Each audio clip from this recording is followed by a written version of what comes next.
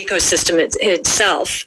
Now, this is the role that it's playing, given that the rule is a quantity rule, that 21 million units, is really a store of value role. So there are three roles of money. Store of value, very important.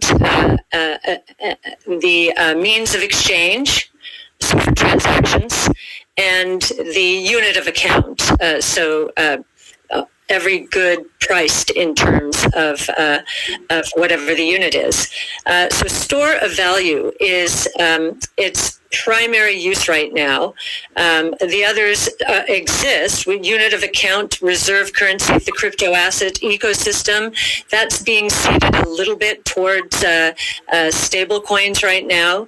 But the store of value is a very big role, and means of exchange with apps built on top of the Bitcoin blockchain, we think is going to become more of a reality. Right now, high value transactions take place over Bitcoin, and that is a very useful role.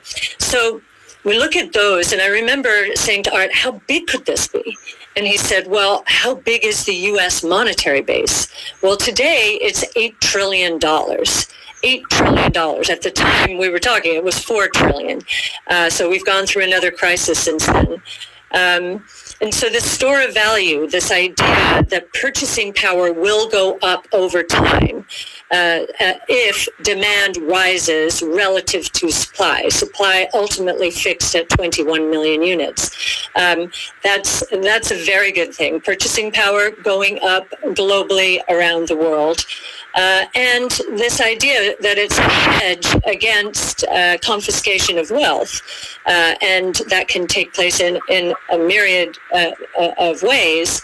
But inflation, and especially hyperinflation in emerging markets, is the primary way. Talk about destroying purchasing power. So that's a very big idea. And I'll also mention deflation. In some ways, it's a hedge against deflation. I know some people are confused that we at ARC think that we're in a deflationary environment here in the United States. If that is true, the odds of a hyperinflation in the rest of the world, especially in emerging markets, is also true. So, but this deflation, and we learned from 08-09, there's counterparty risk associated with deflation, and I think Bitcoin would be a hedge against that eventuality as well. So it's a very big idea. Right. I suspect among us, there's not a lot of debate about Bitcoin's potential as a store of value.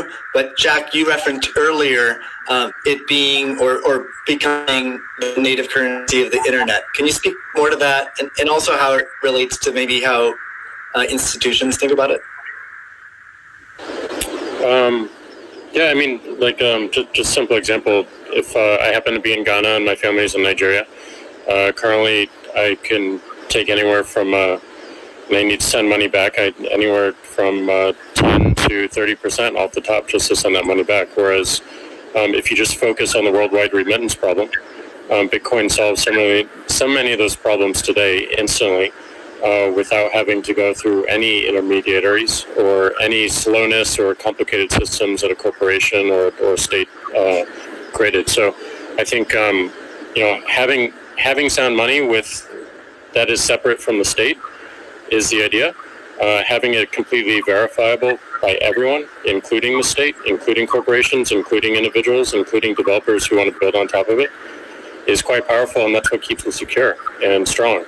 And I think that's we need more of that, which is why one of the reasons why this conversation is so important is as entities come into the space, it's not just buying an asset and holding on to an asset and treating it as an investment.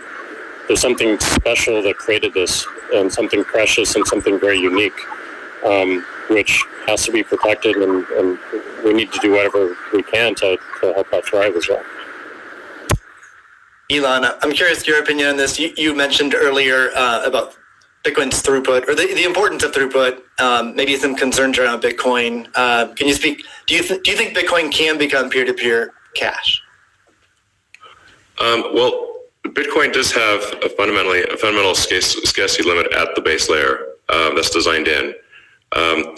That doesn't mean you can't have some layer 2 system in theory like Lightning. And I understand Lightning is doing well in some small countries.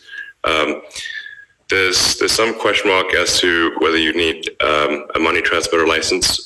Just a debate as to whether that's needed, given that it is not open ledger. So that's a whole separate debate, of course. But Bitcoin by itself simply cannot scale to be the monetary system for the world at base layer.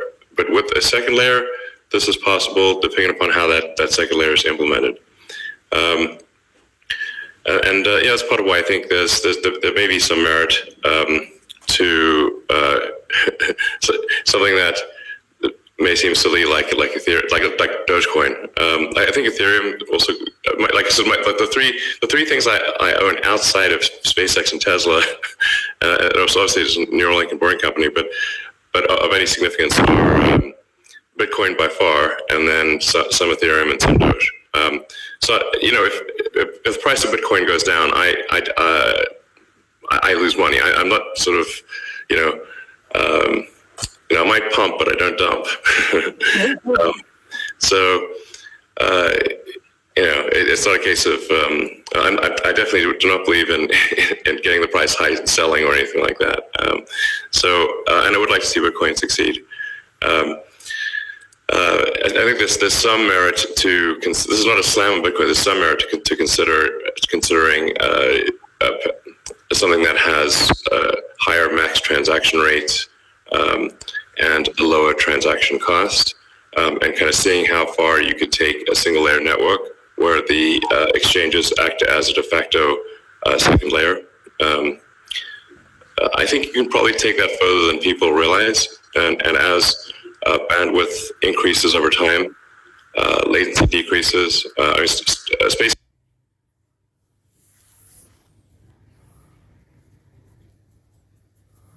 increases, space